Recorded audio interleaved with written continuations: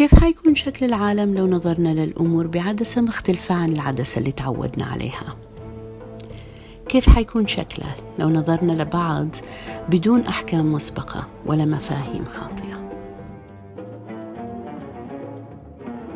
فمثلا لو استخدمنا عدسة تأمل، هل حتخلينا ندرك قدراتنا وإمكانياتنا؟ هل حتحررنا من مخاوفنا وجمودنا بعيد عن عزلتنا في صمت؟ كيف حيكون حجم تحدياتنا مثلا وصراعاتنا؟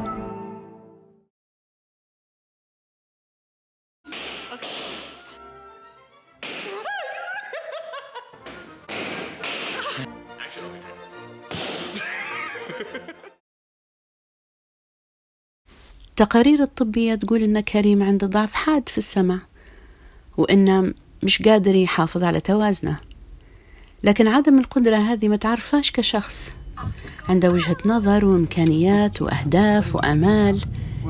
كريم مش جزء من مجتمع واحد بس، بل من 2 مليانين حيوية، وكل واحد فيهم ثقافته. كأسرة تعلمنا شوي شوي أن ما فيش إجابات فورية أو حلول قاطعة، لكن تعلمنا أن كل ما بعدنا عن الدوشة وسمعنا لأصوات قلوبنا فكل ما تفاهمنا أفضل وقربنا لبعض أكتر. في البداية كان التواصل بالنسبة لي أبيض وأسود، فكان كلام ولغة. حاولت قراءة كتب، تفرجت على فيلم وثائقي اسمه Sound and Fury. Maybe Shelby's family feels ashamed of her deafness or embarrassed.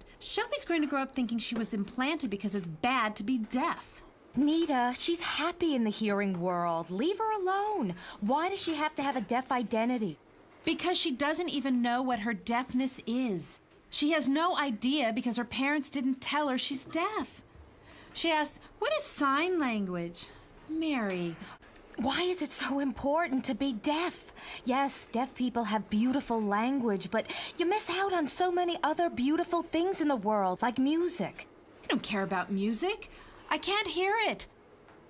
It's hearing a baby cry for the first time, or being outside and hearing the beautiful rain. You can hear the rain falling on the ground. Mary, you don't understand. Wait a minute. You are hearing. You can hear. I never hear. For me, this is normal. It doesn't matter to me to hear it. It makes no sense to me. لكن كل ما زادت عندي الخيارات كل ما حسيت بالارتباك أكثر صدقاً. أي أسلوب أو اتجاه تواصل أنسب لظروف أسرتنا؟ كيف حيتواصل كريم مع عائلته اللي في ليبيا مثلاً؟ هل نختار الإشارة أو زراعة القوقعة؟ وكريم بعدين شنو حيكون رأيه في كل هذا؟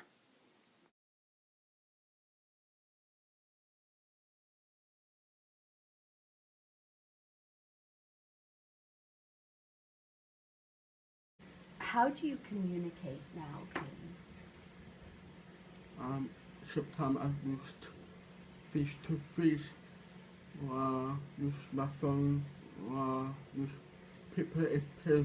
Okay, so when you say face to face, what do you mean? Like Face to face, like read your lips. okay, so you read lips and you use your phone. Yes, How do you use your phone? if don't stay, if cause she thought that they told my phone that or use paper and pen. Oh, okay. So you give them your Or you have, if you have it, is active. لو جتني الفرصة نشارك مرت بنفس تجربتي أنا زمان نقول لها أولاً كوني واثقة من قدراتك وقدرات بنتك أو ولدك. أعرفي أن الحاجز مش في الإعاقة، الحاجز في مواقف الناس، في كلامهم، في تصرفاتهم. وأعرفي أنك تقدري تغيري من وجهات النظر تجاه الإعاقة مهما كان التغيير هذا صغير.